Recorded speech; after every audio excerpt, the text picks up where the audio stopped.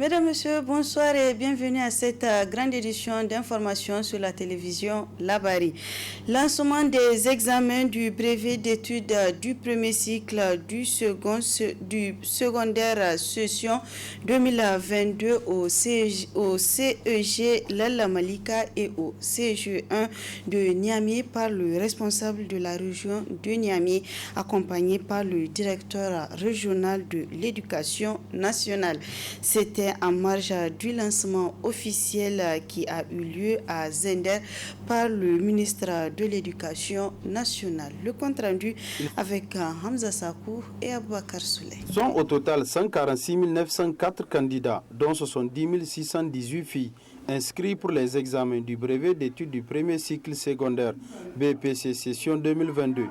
Une session lancée au niveau régional par les autorités en charge de l'éducation nationale aux côtés du gouverneur de la région de Niamey au CEG Lalla Malika avant de se rendre au CEG 1 pour voir l'effectivité du début de ces examens chez les candidats en situation d'handicap. Ces examens,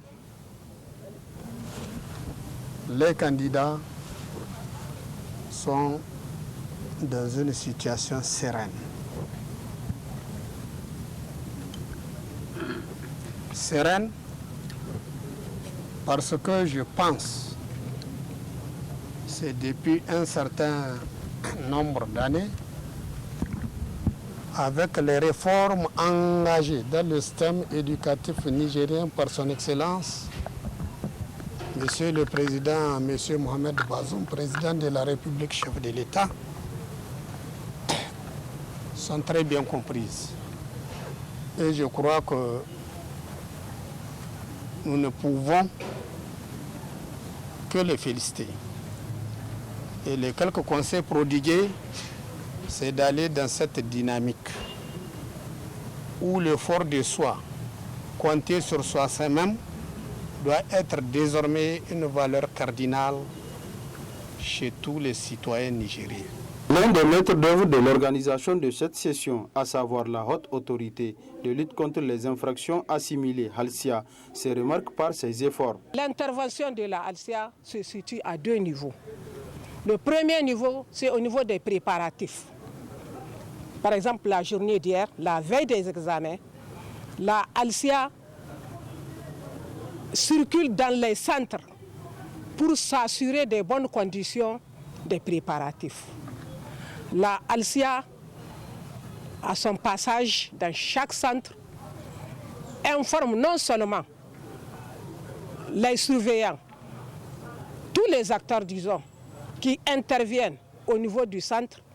La Halsia les sensibilise, les informe sur d'abord les mauvaises pratiques, les mauvais comportements qui ne concourent pas à la réalisation de bons résultats. Le deuxième niveau, c'est par exemple cette journée, tout au long donc des journées des examens, la Halsia intervient pour déceler les différents cas de fraude. C'était avec l'épreuve de rédaction que les candidats ont débuté ces examens du BPC qui dureront 3 jours sur toute l'étendue du territoire national.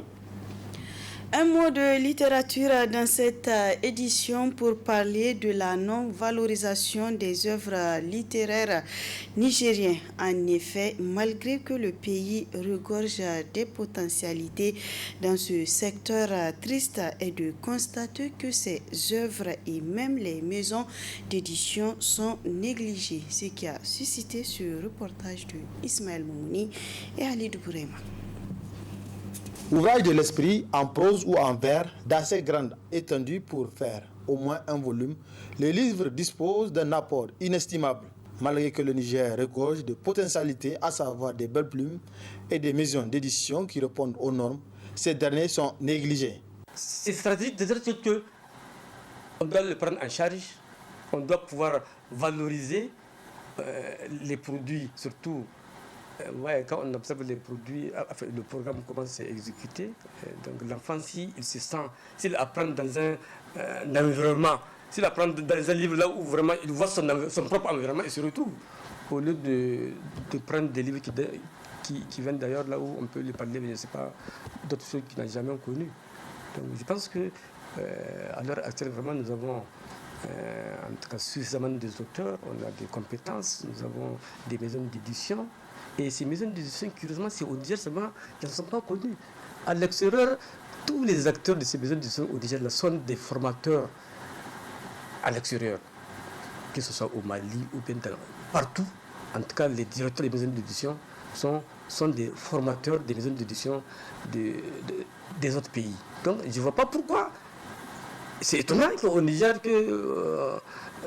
enfin, on n'utilise pas, ou bien nos produits ne sont pas utilisés. Pour la valorisation des œuvres littéraires au-delà de toute la chaîne, la responsabilité incombe à l'État. Pour réellement que les livres soient, qu'on fasse la promotion du livre, réellement, il faut d'abord une politique nationale du livre.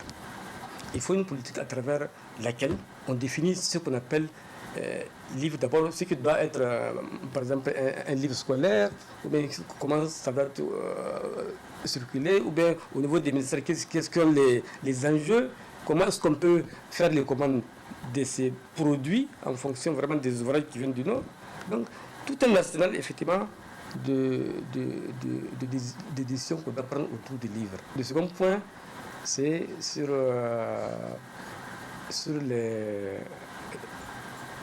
nos produits doivent être, on doit jeter un coup d'œil sur nos produits. Donc, un comité d'approbation des manuels scolaires. Il faut qu'il y ait un comité qui va évaluer les manuels scolaires qui circulent dans le pays, surtout dans les écoles. Maintenant, en troisième position, on avait demandé à ce que nos produits aussi, dans les mesures du possible, qu'ils fassent l'objet de comptes publics. Ça veut dire qu'on s'est rendu compte qu'on fait sortir des milliards dans ce pays alors qu'il y a des entreprises qui paient les impôts, qui ont des salariés à payer, on paie les impôts, on entretient beaucoup de gens ici et qu'à la fin, et on a des projets aussi, parce que le problème c'est à ce niveau. Et tant qu'il n'y a pas de... nos ouvrages ne font pas l'objet de commandes publiques, je pense qu'encore il y a un problème. Encore de l'autre côté, bon, à quoi ça sert de faire sortir de l'argent pour le Nord? En plus du plaisir qu'il procure, le livre permet de lutter contre l'illettrisme, d'accompagner l'enfant dans son développement. Ainsi, en utilisant les œuvres littéraires des Nigériens, équivaut à faire leur promotion. Le 30e anniversaire de Canal+ Niger continue d'être marqué à travers la remise des récompenses aux clients les plus fidèles. C'est ainsi que ce matin, à travers une cérémonie organisée à son siège, Canal+ a remis de nombreux cadeaux à une douzaine de clients sélectionnés selon un critère bien établi. Le compte rendu avec Boubacar Ibrahim et Ibrahim Abdou. À l'occasion de son 30e anniversaire dont la célébration est intervenue la semaine dernière, Canal+ continue de récompenser la fidélité de sa clientèle à travers de nombreux cadeaux. C'est ainsi qu'à la suite de ceux de la semaine dernière, ils sont pour cette semaine au total 12 abonnés à s'être vus récompensés à travers la présente cérémonie. Dans le cadre de ces 30 ans, je vais juste vous rappeler les offres et les cadeaux qui sont en cours en ce moment. Sachez que pour tout réabonnement jusqu'à la fin du mois de juin, 30 jours sont offerts à la formule supérieure. Quelle que soit la formule à laquelle l'abonné arrive, il suffit qu'il se réabonne à sa même formule et il aura droit à 30 jours de bonus sur les formules supérieures. On a également 30 mois tout canal qui sont offerts tous les jours à un abonné, et ce jusqu'à la fin du mois de juillet. Et puis, on a également facilité l'accès au kit. Donc, depuis le 1er juin, avec 8500 francs seulement, on peut avoir un décodeur plus un mois d'abonnement à la formule Access. Après lecture de différents lots à gagner et présentation des jurés gagnants, l'instant d'après a constitué à la remise des différents lots. C'est bon.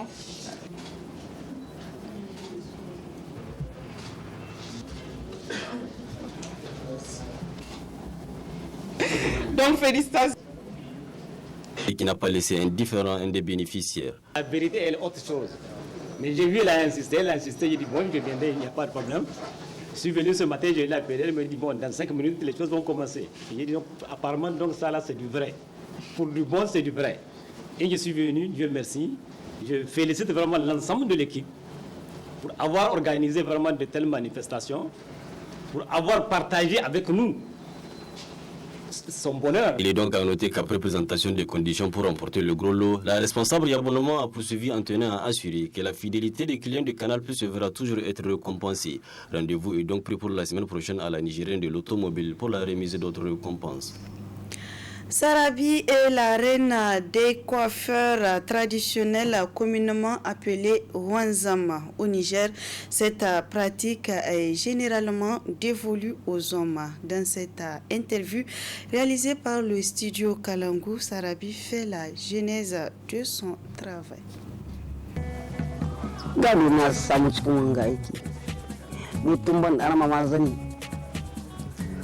Tun ana sa dan kantanan nan karami ka ta kai wasa tare da yara hakan ga ne na shiga wannan ma tsoho na bai sani ba uwayen mu sun ka aje gujiya ka san ta wannan ta kori da nan da ka jiwa gujiya to ta muka ne ka diba san ta yin gasa ne gashi sai in ce rushe ga dan hannun gani na sai in tara yaro sai mu ta ga daji to sai ina tare yan ruwa yan kaɗan ga dajin nan sai in ɗan girbe na yan ɗogo abin nan isa sai in zuba su to yaro sun ke zo yi mai aski kamar na fara askin nan na gani ana azakai ana azkan ga ta shiga sai jini ya hito sai ce inda duwa na mutuwa aski in ba yanke shi ba dan wuta na sai ce a to ai tai yanzu in yaro ya sai in ɗigo biyan gushiya an ce mai diba ga gushiya ka gani sai in kulla mishi in maka mishi ce hin ga gushiya haka nan shi tsoho na bai san kuna iya ba amma ban samu matsala ba tun da ban rai da an ga matsala in ni ga kamar abin da mutum ga so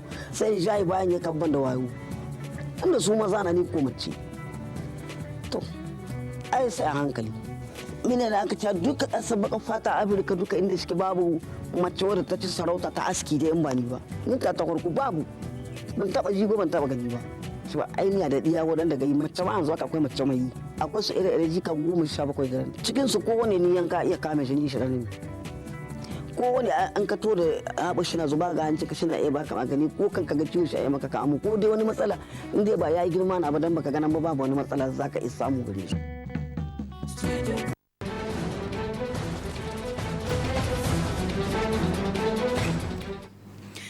Trois jours de deuil national ont débuté aujourd'hui au Mali après les attaques du week-end attribuées à des djihadistes de la Katiba Massina, un groupe affilié à Al-Qaïda. 132 civils tués, c'est le pire massacre depuis 2019.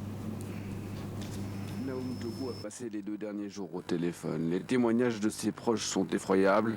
Son frère, le chef du village de Dialosougou, a été tué et plusieurs membres de sa famille également. Les terroristes sont arrivés par dizaines à moto. Ils sont venus, ils ont dit aux gens que vous n'êtes pas des musulmans, en langue peul. Ils ont dit vous n'êtes pas des musulmans. Alors donc, ils ont amené les hommes, une centaine de personnes, ils sont sortis avec eux à 2 kilomètres. Ils ont abattu les gens systématiquement. Ils ont mis le feu au marché. Ils ont brûlé les boutiques. Ils ont saccagé ce qu'ils veulent emporter. Ils ont pris, ils sont partis. Dialosougou est situé à 700 km au nord-est de Bamako, près de la frontière avec le Burkina Faso. L'attaque, qui a visé également d'autres villages, aurait eu lieu en représailles à une opération de l'armée début juin. L'armée était présente sur le terrain pour faire des patrouilles. Suite à ces patrouilles, il y a eu des accrochages avec des terroristes. Il y a eu des morts d'hommes côté terroristes. Le gouverneur de la région de Biondagara s'est rendu sur place lundi et les autorités de transition, après un long silence, ont fini par confirmer le lourd bilan, accusant dans un communiqué les combattants de la Katiba du Massima de Hamadou Koufax des djihadistes liés à Al-Qaïda, dont plusieurs parmi les auteurs auraient été formellement identifiés. La MINUSMA, la force de l'ONU au Mali, condamne ces attaques ainsi que d'autres perpétrées dans la région de Gao, un peu plus au nord. Elle annonce avoir diligenté une enquête sur leurs circonstances. Ils sont 2 Américains portés disparus en Ukraine depuis plusieurs jours. La Russie a dévoilé les images de ces 2 anciens militaires combattant aux côtés des forces ukrainiennes. Le reportage. C'est l'une des rares vidéos où apparaissent 2 Américains portés disparus en Ukraine. Elles ont été filmées par des soldats russes. Les 2 hommes, d'anciens militaires, apparaissent menottés. après avoir donné des nouvelles sur leur état de santé, et ils disent s'être rendus aux troupes russes suite à des combats près de Kharkiv. Le lieu de leur détention n'est pas indiqué. Après plusieurs jours de silence, Moscou a officiellement réagi à cette capture. Ce sont des mercenaires et ils étaient impliqués dans des activités illégales sur le territoire de l'Ukraine, notamment dans des tirs et des bombardements sur des militaires russes. Ils doivent être tenus responsables des crimes qu'ils ont commis. Leur sort suscite la plus grande inquiétude. Ne pas les reconnaître comme des militaires revient pour Moscou à ne pas respecter la Convention de Genève sur le sort des prisonniers de guerre. Le Kremlin a aussi indiqué que le recours à la peine de mort n'était pas exclu. L'affaire est suivie de près à Washington. Interpellé sur le sujet avant la publication des vidéos, Joe Biden a réitéré son appel à la plus grande prudence. Je répète que les Américains ne devraient pas se rendre en Ukraine maintenant. Les Américains ne devraient pas se rendre en Ukraine. Un troisième Américain est toujours porté disparu. Depuis le début du conflit, au moins 2 combattants volontaires originaires des États-Unis ont perdu la vie en Ukraine. Voilà, point final de cette édition. Mesdames, Messieurs, merci à vous de l'avoir suivi et restez en compagnie des programmes de la télévision La Bari.